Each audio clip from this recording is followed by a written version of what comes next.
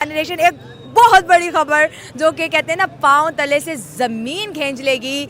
2036 के अंदर India Olympics games कराने जा रहा है। इतना बड़ा इवेंट, बहुत सी गेम्स खेली जाती है, 206 कंट्रीज इसमें पार्टिसिपेट करती है। इंडिया इतना बड़ा इंफ्रास्ट्रक्चर डेवलप करने जा रहा है अपनी कंट्री में, क्योंकि वो 2036 में ओलंपिक्स को होस्ट करेगा इंडिया। और ये बहुत बड़ी खबर है। और साथ साथ प्राइम मिनिस्टर नरेंद्र मोदी ने यह भी कहा कि ये मेरे तमाम इंडियंस का ड्रीम भी था कि हम ओलंपिक्स करवाएं।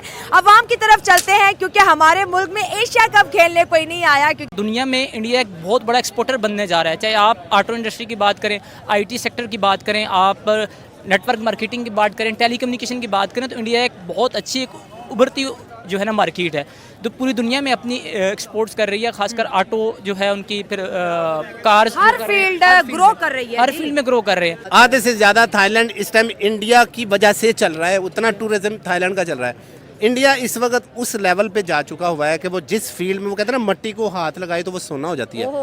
मोदी की किस्मत उसकी कौम के साथ इस तरह जुड़ चुकी हुई है। मोदी अपनी कौम के लिए मट्टी भी उठा के कहेगा ना अपनी कौम को, ये मैं सोना करने लगा हूँ, तो उसकी कौम कहेगी हाँ ये सोना हो जाएगी। यकीन बहुत है। वो इसलिए आगे पहुंच गया कि उनका जो है हुकूमत सही चल रही है। वहाँ पर मोदी का जो हुकूमत है बिल्कुल अपने अवाम के लिए बिल्कुल A1 है, परफेक्ट है, ठीक है। यहाँ कोई अपने मुल्क का कोई सोचता नहीं है।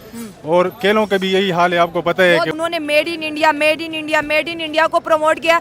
और हमारे वाले ने हम चोर हैं, फलां ने चोरी कर दी। उनकी जो गुडविल थी मेड इन इंडिया पे चलेगी और हमारी चोर पे चलेगी। हमारी चोर पे चलेगी ना। हमने अपना बेड़ा गर्क खुद ही किया ना। हमने अपना बेड़ा गर्क खुद किया। क्या अगर ये होस्ट कर लेता है सक्सेसफुली, अगर उसकी इकॉनमी कोई बड़ा असर नहीं पड़ता, इतना तगड़ा स्ट्रक्चर, इतने लोगों को वो होस्ट कर लेते हैं, तो it's a big point and positive point. आज के बाद ना वो बाबर मलंग है, जेन्युइन बात है।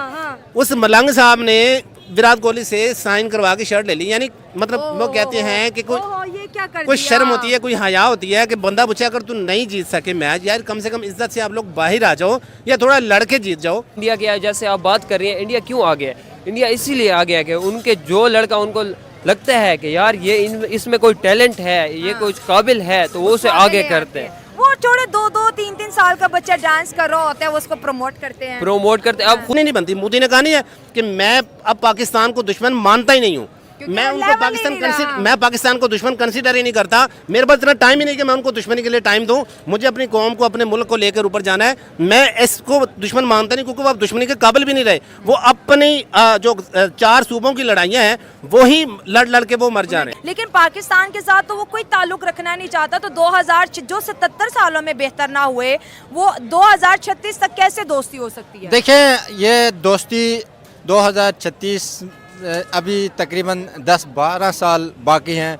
अगर दोस्ती करना चाहें तो ये 1 साल में भी दोस्ती हो सकती है, अगर हमारे यहाँ पर अगर पॉलिटिकल स्टेबिलिटी आए। पाकिस्तान में तो एशिया कप खेलने कोई नहीं आया। आप तो मुल्क 2023 में पूरे वर्ल्ड कप को होस्ट कर सकता है ना, उसके लिए फर्स्ट टाइम हुआ है। और 2036 तो बहुत आगे चला गया। आपने शायद बहुत आगे बता दिया। जो अगले 5 सालों के अंदर वो पूरे एशियन गेम्स को होस्ट कर सकता है। इंडिया की ये वर्थ हो चुकी हुई है इंटरनेशनल लेवल। मैं थाईलैंड बैंकॉक गया हूँ। थाईलैंड ऑन अराइवल वीजे हैं और आधा थाईलैंड इंडियंस ने बात कर दिया वहाँ पे। बात कर रहे हैं? आधा थाईलैंड, मतलब 90% रेस्टोरेंट्स इंडियंस के हैं। आधे से ज़्यादा थाईलैंड इस टाइम इंडिया की वजह से चल रहा है, उतना टूरिज्म थाईलैंड का चल रहा है। इंडिया इस वक्त उस लेवल पे जा चुका हुआ है कि वो जिस फील्ड में, वो कहते हैं ना, मट्टी को हाथ लगाए तो वो सोना हो जाती है। मोदी की किस्मत उसकी कौम के साथ इस तरह जुड़ चुकी हुई है। मोदी अपनी कौम के लिए मट्टी भी उठा के कहेगा ना अपनी कौम को, ये मैं सोना करने लगा हूँ, तो उसकी कौम कहेगी हाँ ये सोना हो जाएगी। यकीन बहुत है। और आपने 2036 बहुत आगे बता दिया। आई थिंक सो 2030 बहुत आगे है।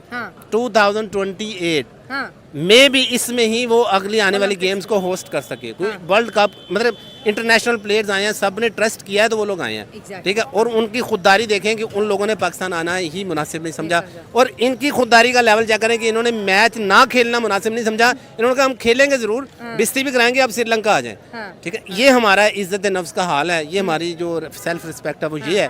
और उनकी इज्जत नफ्स ये है कि उन्होंने क्रिकेट ना खेलना मुनासिब समझा। उन्होंने कहा हमने अपने दूसरे मुल्क नहीं जाना। और हमने देखे, हम उनकी बिरयानियों की भी तारीफें कर रहे हैं। बिरयानी और सेल्फी और पता नहीं पागल ही हो गए हैं लगता है। आज वो पता लगा जी, वो हमारे बाबर आजम साहब जो हैं, बाबर किंग, मैं तो उसको बाबर किंग नहीं बाबर मलंग कहूँगा, क्योंकि वो आज के बाद ना वो बाबर मलंग है, जेन्युइन बात है।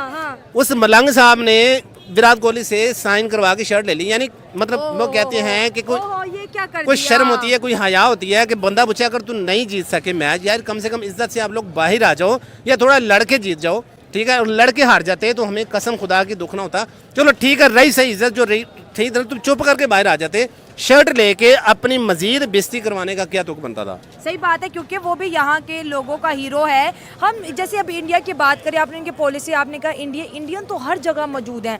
यूएई इंडिया के बगैर नहीं चल सकता, अमेरिका इंडिया के बगैर नहीं चल सकता, कनाडा इंडिया के बगैर नहीं चल सकता। ऐसे कौन सी ओमान को इंडिया बिजली एक्सपोर्ट कर रहा है, देखें आने वाले टाइम सऊदी को भी करेगा, सऊदीया को भी UAE बिजली एक्सपोर्ट करेगा। हाँ जी, दुनिया का गुजारा इंडिया के बगैर क्यों नहीं है?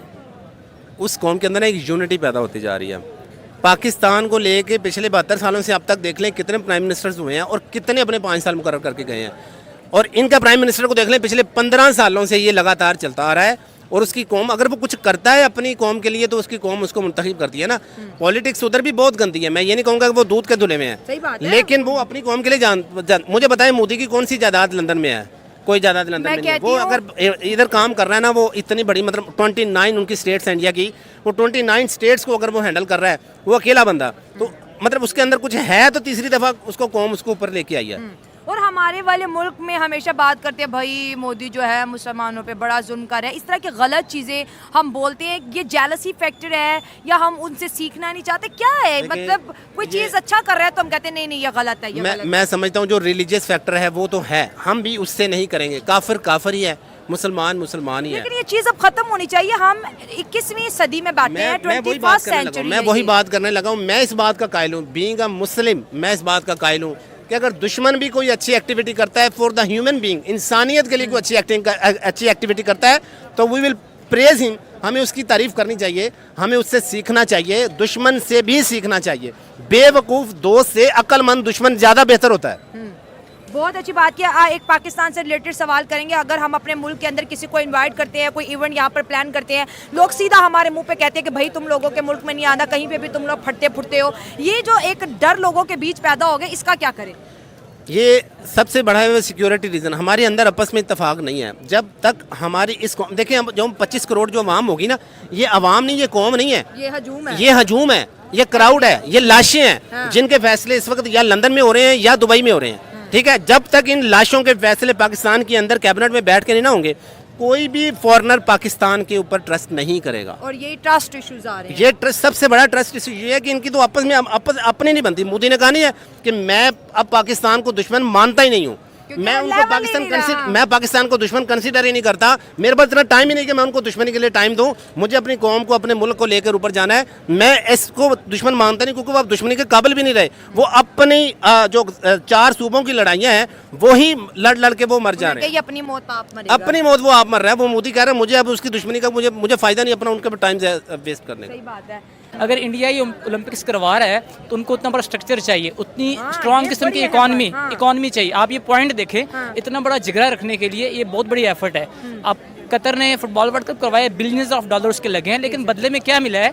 कोई खास इन्वेस्टमेंट नहीं मिली उनको रिटर्न नहीं मिला। लेकिन दुनिया में एक अच्छा उजागर हुआ कि विजिटर आए हैं बाहर से, लोगों ने देखा, उनका लॉन्ग टर्म में उनको फायदे होंगे। 50 साल वहाँ पे लोग विजिट करने आएंगे, उनका स्ट्रक्चर देखने आएंगे, वहाँ पे घूमने फिरने आएंगे। यही चीज़ है कि इंडिया अगर ये होस्ट कर लेता है सक्सेसफुली, अगर उसकी इकॉनमी कोई बड़ा असर नहीं पड़ता, इतना तगड़ा स्ट्रक्चर, इतने लोगों को वो होस्ट कर लेते हैं तो it's a big point and positive point. उन्होंने कहा कि ये जो है हमारे तमाम इंडियंस का ख्वाब था कि वैसे तो हमने बड़े रिकॉर्ड बना लिए, एक दफ़ा हमारे मुल्क में ओलंपिक्स भी हो जाए। तो उनकी जो इकानमी की जो प्लानिंग है, जो उनकी जो स्ट्रैटेजी है, जो उनका जो है कि दुनिया की टॉप 3 इकानमी में से एक इंडिया भी खड़ा होगा, उस पर बहुत ज़्यादा लोग बात कर रहे हैं कि वाकई दिख रहा है उनका एक जो विजन है, जो इनकी डिटर्मिनेशन है, बड़ी क्लियर, बड़ी राइट है। देखिए, फर्स्ट ऑफ ऑल तो आप देखें कि ये जो ओलंपिक्स का इवेंट होता है, one of the biggest event in the world. Yes. सबसे ज़्यादा गेम्स होती हैं, सबसे ज़्यादा लोग देखने के लिए आते हैं। इतने ज़्यादा लोगों को होस्ट करना, फिर इतने ज़्यादा गेम्स करवाना, वो भी सक्सेसफुली, तो ये एक बहुत बड़ा स्टेप है। दूसरा, जो आपने इकॉनमी की बात की, तो इस वक्त एशिया के अंदर और दुनिया में इंडिया एक बहुत बड़ा एक्सपोर्टर बनने जा रहा है। चाहे आप ऑटो इंडस्ट्री की बात करें, IT सेक्टर की बात करें, आप नेटवर्क मार्केटिंग की बात करें, टेलीकम्युनिकेशन की बात करें, तो इंडिया एक बहुत अच्छी उभरती जो है ना मार्केट है, तो पूरी दुनिया में अपनी एक्सपोर्ट्स कर रही है। खासकर ऑटो जो है उनकी, फिर कार्स, हर फील्ड ग्रो कर रही है।